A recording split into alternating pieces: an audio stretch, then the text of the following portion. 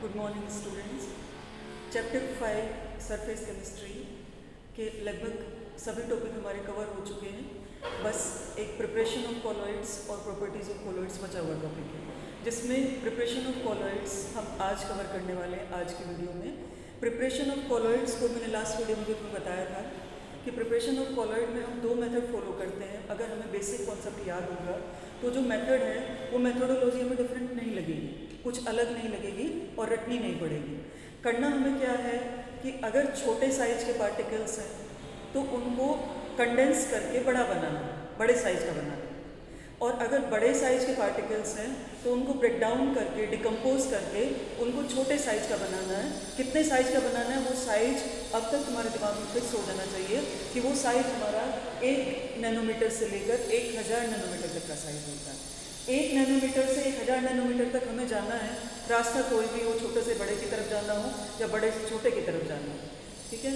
तो अब मेथड्स में यही दो मेथड पढ़ने हैं यहाँ पर। First method dispersion. डिस्पर्शन का सिंपल मीनिंग समझ लो, डिकम्पोजिशन, ब्रेक डाउन। बड़े साइज के पार्टिकल्स हैं, जैसे प्रोटीन को हमने तोड़ा था, अगर तुम्हें लास्ट वाला वीडियो याद आ रहा है तो प्रोटीन को हमने तोड़कर कोलोइडल सॉल्यूशन बनाया था। वही यहाँ पर करना है डिस्पर्शन मेथड में। बिगर साइज का पार्टिकल है, कितना बिगर है ये, greater than 1000 mm, it is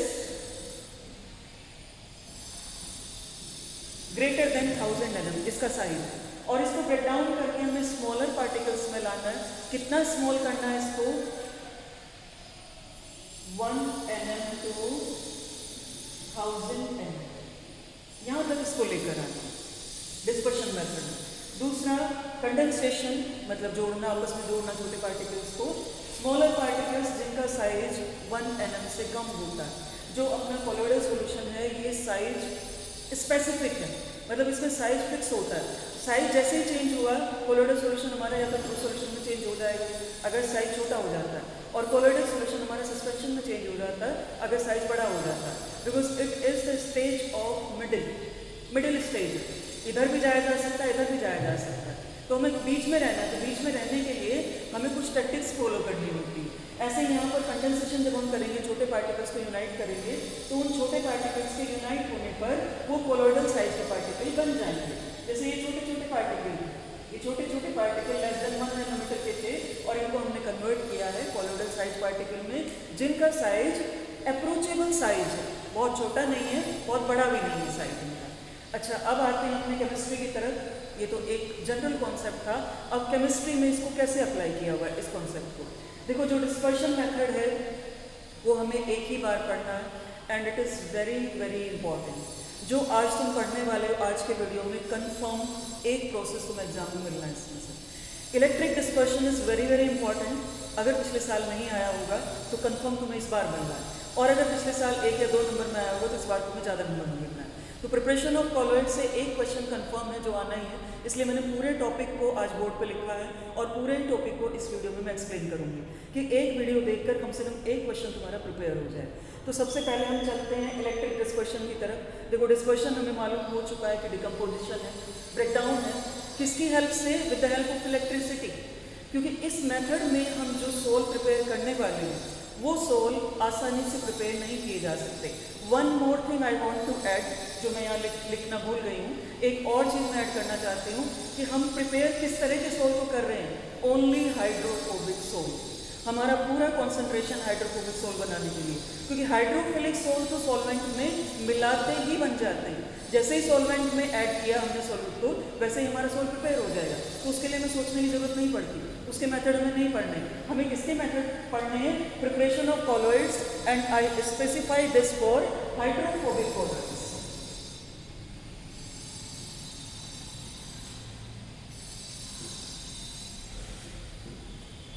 अपने माइंड में बिल्कुल क्लियर यहीं से होना चाहिए कि हम किसको प्रिपेयर कर रहे हैं? हाइड्रोफोबिक को। अब जब हाइड्रोफोबिक बोल दिया तो it means they will not be easily dissolving in solvents. वो सॉल्वेंट में आसानी से डिजॉल्व होने वाले नहीं हैं। जबरदस्ती इनको डिजॉल्व करना है। मैंने पहले वीडियो में भी तुम्हें बताया था, जबरदस्ती डिजॉल्व करने का एक मेथड होता है इलेक्ट्रिसिटी। किसी के माइंड को भी अगर सही करना हो तो इलेक्ट्रिसिटी देकर उसकी भी नसों को पास ले जाते हैं माइंड में, जो डॉक्टर्स करते हैं ट्रीटमेंट में। तो यहाँ पर भी वही काम हम करने वाले हैं इलेक्ट्रिक डिस्पर्शन मेथड में। यहाँ पे हमें जोड़ना नहीं है, हमें तोड़ना है with the help of electricity. देखो पॉइंट्स मैंने यहाँ बोर्ड पर स्पेसिफाई किए because it is very very important process. तो बुक में पैराग्राफ वाइज दिया हुआ है, but these are the only points which are covered in the complete paragraph. देखो फर्स्ट पॉइंट क्या है, जो कोलॉइड्स गोल्ड सिल्वर प्लेटिनम, या ये समझो कि जो अपने डीप लोब के मेटल्स हैं, उन मेटल का कोलोइडल सॉल्यूशन बनाने के लिए हम स्पेसिफिकली इसी मेथड को फॉलो करते हैं, क्योंकि एक नंबर के क्वेश्चन में भी पूछा जाता है कि तुम्हें गोल्ड नाम दे दिया और फिर तुमसे पूछा जाए कि which is the best method to prepare gold sol, so which will you write, that is redix arc method because it is the best method. ठीक है, देन पहला पॉइंट तुम्हें क्लियर होना चाहिए कि हम करना क्या चाह रहे हैं, किसके लिए करना चाह रहे हैं। Then second point, two metal rods are connected with high voltage source. Metal की दो रोड ली जाती हैं, यहाँ डायग्राम को स्पेसिफाई करो, ये एक मेटल की रोड है, ये दूसरी मेटल की रोड है। एक मेटल दूसरी मेटल, दो अलग अलग मेटल नहीं है, दोनों ही रोड गोल्ड की बनी हुई है अगर हमें गोल्ड का सोल बनाना है, दोनों ही रोड हम सिल्वर की लेंगे अगर सिल्वर का सोल प्रिपेयर करना है, दोनों ही रोड हम प्लेटिनम की लेंगे अगर प्लेटिनम का सोल प्रिपेयर करना है। जिस भी मेटल का हम सोल कोलोइडल सॉल्यूशन प्रिपेयर करना चाहते हैं, sol means the colloidal solution, जिस भी मेटल का हम कोलोइडल सॉल्यूशन प्रिपेयर करना चाहते हैं उसी मेटल की दो रोड हम ले लेंगे। ये दो रोड यहाँ पर ली हुई है। अब इन दो रोड के बाद तीसरा काम हमें क्या करना है कि इनको एक हाई वोल्टेज बैटरी से कनेक्ट करना है। मैं यहाँ पर मेंशन कर देती हूँ, it is high voltage battery. High voltage battery से हमने कनेक्ट कर दिया। कनेक्ट कैसे किया कि मेटल रोड का जो एक पार्ट है वो हमने पॉजिटिव टर्मिनल से कनेक्ट किया, मेटल रोड का जो दूसरा पार्ट है वो हमने नेगेटिव टर्मिनल से कनेक्ट किया। Positive terminal is known as the anode and negative terminal is known as the cathode. हमने कनेक्ट किया इसको, कनेक्ट करने के बाद हमने क्या किया, हाई वोल्टेज सप्लाई किया। अब अपना काम कर दिया हमने जो करना चाहते थे, हाई वोल्टेज हमने सप्लाई की। हाई वोल्टेज सप्लाई करने पर हमारा तीसरा पॉइंट एप्लीकेबल होगा। तीसरा पॉइंट क्या कहता है, arc produced dissolve in water. Arc produced dissolves in water. Arc से यहाँ पर मतलब क्या है, हिंदी में मीनिंग इसका बताती हूँ, चिंगारी। जो उसमें से चिंगारी निकलने वाली है, देखो दोनों मेटल रोड है और हाई वोल्टेज हमने लगाई हुई है, ठीक है, तो कितनी भी ताकत लगाएं अब इनका स्पार्क होने से हम नहीं रोक सकते। ठीक है, दोनों एक दूसरे के पास नहीं आएंगे क्योंकि नेगेटिव पॉजिटिव साइड नहीं है मेटल की। मेटल एक ही है, वही सेम मेटल है, दूर भागेंगे एक दूसरे से, लेकिन हाई वोल्टेज से उनके अंदर आर्क जरूर प्रोड्यूस होगा। और ये जो आर्क प्रोड्यूस होगा, जो चिंगारी प्रोड्यूस होगी, हमने यहाँ पर वाटर लिया हुआ है उस चिंगारी को शांत करने के लिए, उस आर्क को डिसॉल्व करने के लिए हमने वाटर लिया हुआ है। ठीक है, वाटर लिया हुआ है, वाटर लेने पर जो आर्क प्रोड्यूस होगी, छोटे छोटे पार्टिकल्स बनेंगे, वेरी स्मॉल पार्टिकल्स। वो जब वाटर पार्टिकल्स के साथ मिल जाएंगे तो कंडेंसेशन स्टार्ट हो जाएगा। कंडेंसेशन मतलब थोड़ा पास पास आने शुरू हो जाएंगे। ठीक है, यहाँ तक सही था, लेकिन मैंने यहाँ पर आइस भी लिखा हुआ है, नीचे आइस बात भी लगाई हुई है। उसका रीज़न क्या है, कई बार ऐसा होता है कि ये जो पार्टिकल्स यहाँ पर आएंगे, हमने हाई वोल्टेज सप्लाई की हुई है, नीचे लोअर टेम्परेचर है, वाटर का नॉर्मल टेम्परेचर है। देखो high voltage very very high temperature and water very very low temperature, normal temperature, room temperature 25 degree Celsius. There is a large difference in the temperature and due to the large difference again there is a possibility of collapsing और colliding. ये हो सकता है कि हम जो colloid बनाना चाहते हैं, कोलॉइड बनने के बजाय ये मेटल पूरी की पूरी इकट्ठी हो जाए एक साथ, तो हमारा पर्पस तो अब फेल हो गया। अगर ऐसा होता है तो हमारा पर्पस फेल हो जाएगा। कैसे फेल हो जाएगा, हमने जो हाई वोल्टेज बैटरी यहाँ पर ली है, अपनी इलेक्ट्रिसिटी वेस्ट की है, वो वेस्ट जाएगी। और दूसरा यहाँ पर जो अब गोल्ड इकट्ठा होगा, ठीक है, क्योंकि उसको हमने ही हाई वोल्टेज देकर लो टेम्परेचर पर इकट्ठा किया, तो उसको अब कोलॉइडल सॉल्यूशन में ब्रेक डाउन करना it is near to the impossible. तो हम क्या करते हैं, पहले से ही एहतियात लेकर चलते हैं, पहले से ही एक अपने पास ऑल्टरनेटिव मेथड लेकर चलते हैं कि अगर ऐसा हुआ, अगर कोलैप्सिंग स्टार्ट हो गई, बड़े बड़े मॉलिक्यूल्स बनने स्टार्ट हो गए, तो उससे पहले ही उसको रोक लिया जाए। उससे पहले ही रोकने के लिए हम क्या करते हैं, यहाँ पर हमने आइस लिया हुआ। तो आइस का फंक्शन क्या है कि जो एनर्जी यहाँ से निकल रही है, जो हीट एनर्जी स्पार्क में निकल रही है, आर्क में निकल रही है, वो हीट एनर्जी वाटर एब्जॉर्ब करेगा और वाटर एब्जॉर्ब करके उसको आइस को ट्रांसफर करता रहेगा। ठीक है, मतलब जो लार्ज डिफरेंस था टेम्परेचर का, वो लार्ज डिफरेंस हमने यहाँ पर कंट्रोल कर लिया। अब टेम्परेचर उतना मेंटेन रहता है जितना कोलॉइडल सॉल्यूशन बनाने के लिए कंपलसरी है। तो टेम्परेचर उतना मेंटेन रहेगा, यहाँ पर अपना कंडेंसेशन होकर कोलोइडल सॉल्यूशन हमें मिल जाएगा। एक बार मैं रीडिंग कर देती हूँ जो बुक इसके ऊपर लिखा हुआ है डायग्राम के ऊपर। देखो यहाँ पर हमने ये 2 मेटल की रोड ली थी, वही मैंने मेंशन किया है। देन एनोड और कैथोड, ये बैटरी के 2 टर्मिनल्स हैं, एक नेगेटिव टर्मिनल और एक पॉजिटिव टर्मिनल। HV का मतलब यहाँ पर हाई वोल्टेज की बैटरी है जो हमने लगाई हुई है। देन वाटर के अंदर हमने रखा हुआ है, ये जो प्रोसेस है ये आफ्टर हाई वोल्टेज सप्लाई है। तो ये जो छोटे छोटे पार्टिकल्स दिखाई दे रहे हैं, these are the colloidal particles. और ये जो लाइनें दिखाई दे रही है, स्पार्क की लाइन दिखाई दे रही है, आर्क की लाइन दिखाई दे रही है। ठीक है, आइस हमने क्यों लिया? To manage the temperature, to manage the temperature up to the level of formation of colloidal solution. Colloidal solution बनने तक का टेम्परेचर हमें चाहिए, उससे ज़्यादा डिफरेंस टेम्परेचर में हमें रिक्वायर्ड नहीं है, तो उसको मेंटेन करने के लिए हमने इसको लिया है। ठीक है, 4th पॉइंट मैंने यही मेंशन किया, ice park helps in condensation process.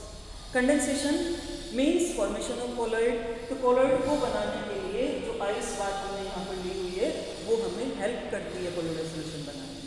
So it is complete radix arc process and confirm है कि एग्जाम में आता ही है। अगर तुम्हारे एनुअल एग्जाम में नहीं आया तो हाफ ईयरली में आएगा, हाफ ईयरली में नहीं आया तो एनुअल में आएगा। मतलब कंफर्म ये प्रोसेस तुम्हें देखने को मिलेगा अपने एग्जामिनेशन पेपर में। और है कुछ नहीं, ये 3-4 पॉइंट है और एक डायग्राम है बेसिस पे। ठीक है, बट कॉन्सेप्ट तुम्हें अगर पहले से क्लियर होगा तो कुछ भी तुम्हें रटने की जरूरत नहीं पड़ेगी। इट इज़ कम्प्लीटली लॉजिकल, बिल्कुल लॉजिकल। ठीक है, उसके बाद आते हैं अपने सेकेंड प्रोसेस की तरफ। देखो सेकेंड प्रोसेस क्या है? It is the peptization. The name of second process is peptization. Peptization है प्रेसिपिटेट। तुम लोग देख चुके हो, बना चुके हो 11th क्लास में, जब लेबोरेटरी में गए थे तो कुछ केमिकल रिएक्शन तुमने की थी और उसमें प्रेसिपिटेट भी बना था। जैसे बेरियम क्लोराइड को यदि हम डिसॉल्व करते हैं सोडियम सल्फेट में तो बेरियम सल्फेट का वाइट प्रेसिपिटेट ऑब्टेन हो जाता है। जो सल्फेट का एक टेस्ट है, एक एक्सपेरिमेंट है सल्फेट का, तो ये प्रेसिपिटेट हमें ऑब्टेन हुआ। अब हम चाहते हैं कि जो प्रेसिपिटेट हमें मिला है उस प्रेसिपिटेट को हम कोलोइडल सॉल्यूशन में कन्वर्ट कर दें। तो अगर हम ऐसा करना चाहते हैं कि बने हुए प्रेसिपिटेट को कन्वर्ट करना चाहते हैं कोलोइडल सॉल्यूशन में, तो हमारे लिए जो बेस्ट मेथड है that is peptization. Second method peptization. ये मेथड भी हमारा इसी में ही आएगा, कंडेंसेशन और डिस्पर्शन, इन दोनों के बीच का मेथड है। लेकिन हम डिस्पर्शन नहीं रखेंगे क्योंकि यहाँ पर प्रेसिपिटेट को हम तोड़ के कोलोइडल सॉल्यूशन बना रहे हैं, तो हम इसको डिस्पर्शन नहीं रखते हैं। करना क्या है, देखो पूरे प्रोसेस को जो बुक में कंप्लीट प्रोसेस दिया हुआ है मैंने यहाँ एक केमिकल इक्वेशन की फॉर्म में लिखा है।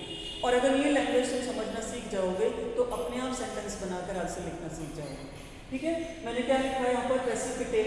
देखो इस तरफ देखो, टेस्ट ट्यूब मैंने यहाँ बनाई है इसके लिए, ये टेस्ट ट्यूब इधर ही मेंशन कर देखो टेस्ट ट्यूब। ये एक टेस्ट ट्यूब है और इसमें हमारा ये प्रेसिपिटेट बना हुआ है। ठीक है, प्रेसिपिटेट में हमेशा ही ऊपर सॉल्यूशन रहता है, तभी हम उसको प्रेसिपिटेट बोलते हैं। तो ये एक प्रेसिपिटेट यहाँ पर बना हुआ है। ठीक है, सॉल्यूशन में जनरली वाटर होता है।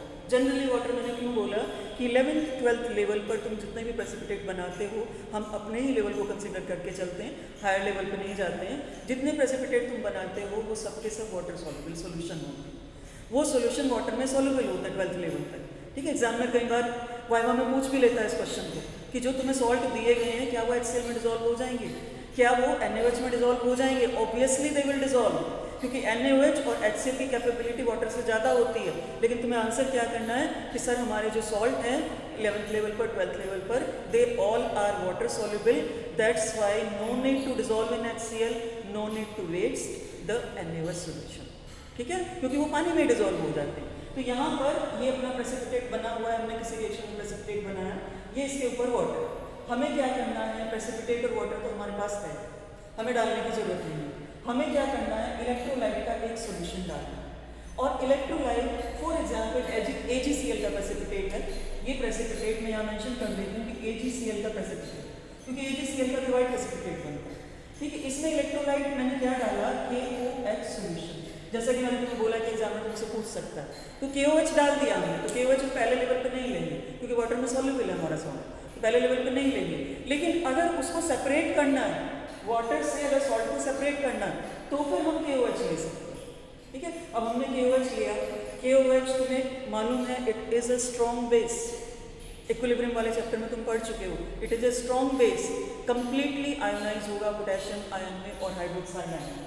ठीक है, कंप्लीटली आयोनाइज होकर क्या बनाएगा, पोटेशियम आयन बनाएगा और हाइड्रोक्सिल आयन।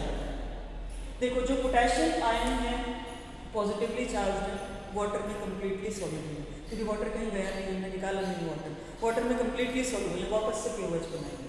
और जो OH आयन है वो एक्स्ट्रा हो रहे हैं, क्योंकि वाटर का अपना कंपोजिशन होता है H आयन OH आयन बराबर, OH आयन एक्स्ट्रा हो रहे हैं, तो वो एक्स्ट्रा OH आयन इस AgCl के ऊपर इकट्ठा होना शुरू हो जाते हैं। वो OH आयन यहाँ पर लगना शुरू हो जाएंगे, OH ion OH ion OH ion.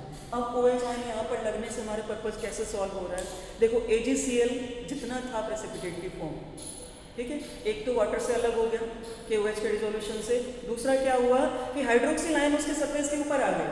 Hydroxyl ion उसके सरफेस के ऊपर आने का मतलब क्या है, अब ये एक दूसरे को रिपेल करेंगे, negative charge negative charge negative charge negative charge, they will never attract each other, एक दूसरे को रिपेल करेंगे। रिपेल करने का मतलब अब ये स्टेबल तो होगा नहीं, मतलब कि वाटर में डिजोल्व नहीं होगा।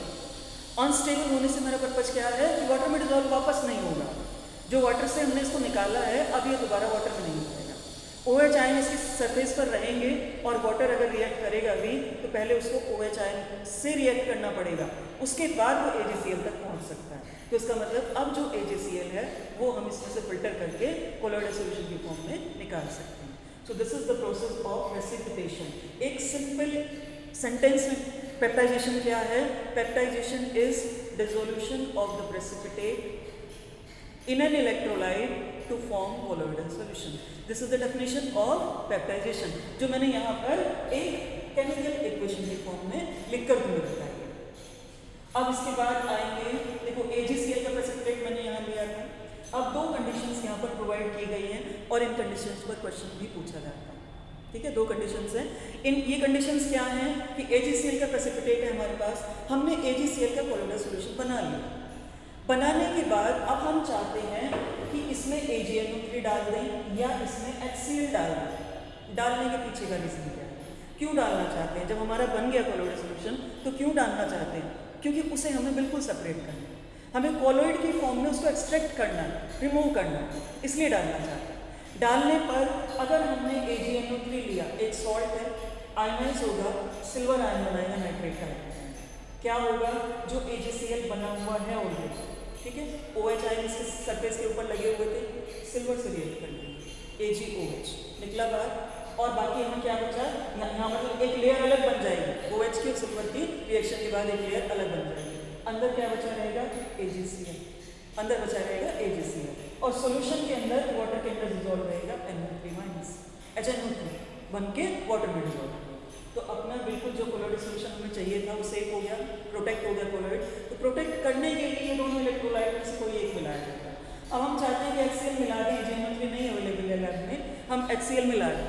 HCl मिलाने पर क्या होगा, यू वेरी वेल नो कि HCl is completely ionisable in H ion and chloride ion, पूरी तरह से डिजोल्व हो जाता है। जैसे ही वाटर के कॉन्टेक्ट में आएगा H आयन और Cl आयन बना देगा। अब इस बार क्या होगा, देखो H आयन तो वाटर में डिजोल्व रहेंगे क्योंकि वाटर है वहाँ पर, और दूसरा जो Cl नेगेटिव यहाँ लगे हुए थे ये H आयन के साथ लग जाएंगे और Cl नेगेटिव अपने सरफेस के ऊपर आ जाएगा।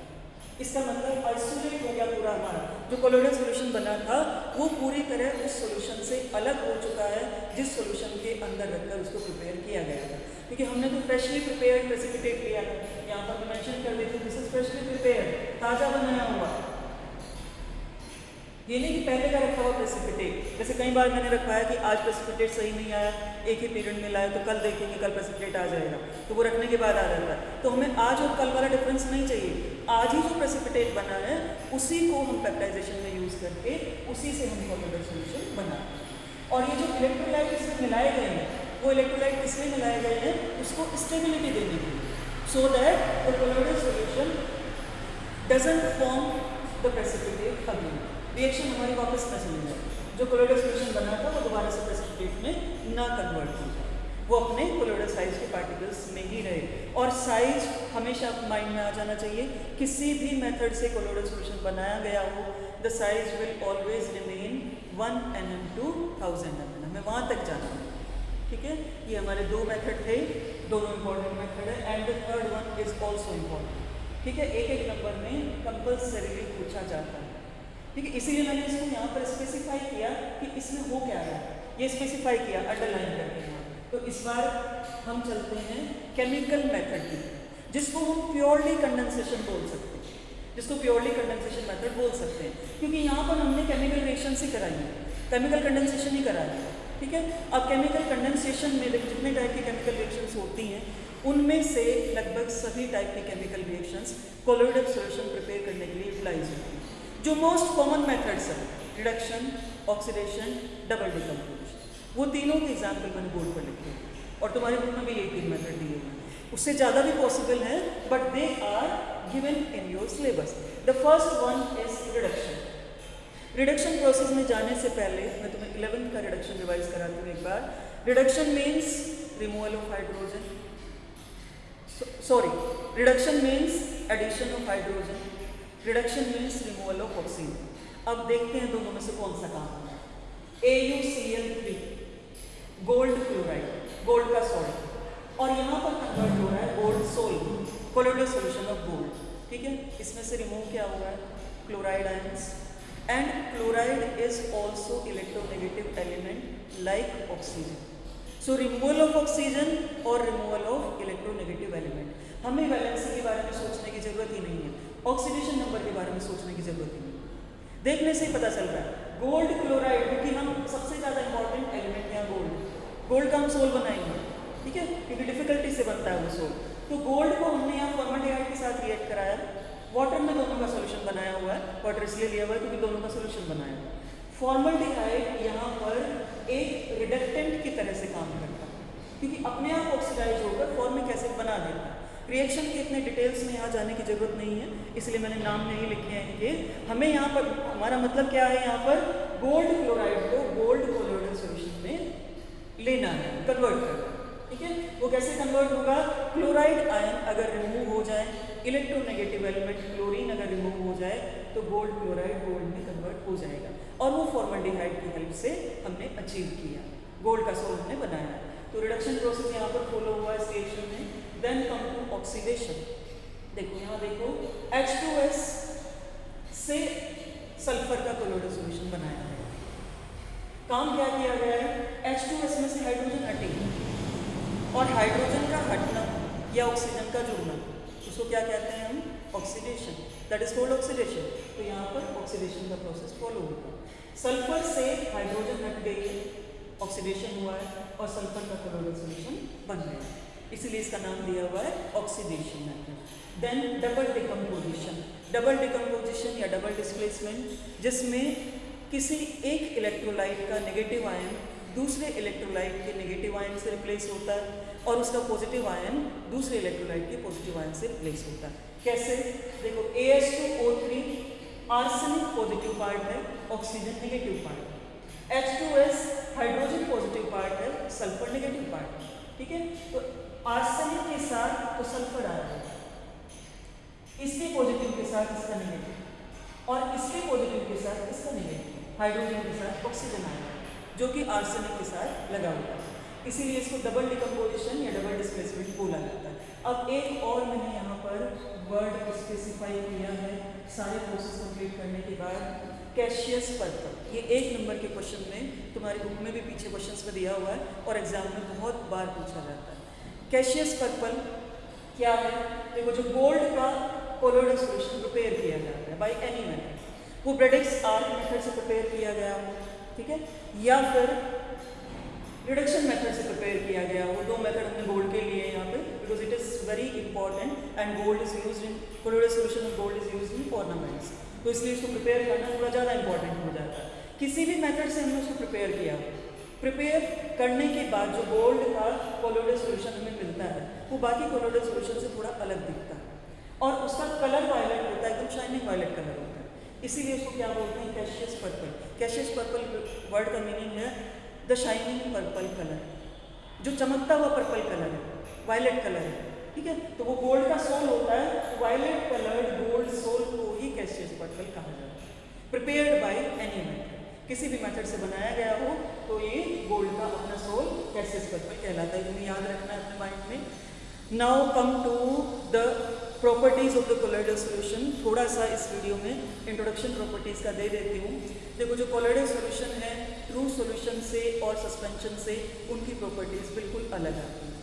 इसकी प्रॉपर्टी में जो हम पढ़ने वाले हैं एक कॉमन प्रॉपर्टी है जो तुम पहले पढ़ भी चुके हो, and that is the Tyndall effect. एक टिंडल इफेक्ट इसकी प्रॉपर्टी है और एक डिस्पर्शन, जैसे कि sky appears blue in colour. ये तुम्हारी बुक का भी क्वेश्चन है और एग्जाम में बहुत बार पूछा जाता है अपने 12th क्लास में भी, क्योंकि वहाँ पर डिस्पर्शन होता है, कोलोइडल सॉल्यूशंस बनता है वहाँ पर भी। तो जहाँ पर भी कोलोइडल सॉल्यूशन बनेगा उसकी जो भी प्रॉपर्टी है 3-4 प्रॉपर्टीज़ हैं और आसान है। अगर तुम पीछे का लॉजिक समझ लेते हो, पीछे का कॉन्सेप्ट समझ लेते हो तो बहुत आसान है। तो वो प्रॉपर्टीज़ अगले वीडियो में हम पढ़ने वाले हैं, उसके बाद ये चैप्टर खत्म हो जाएगा।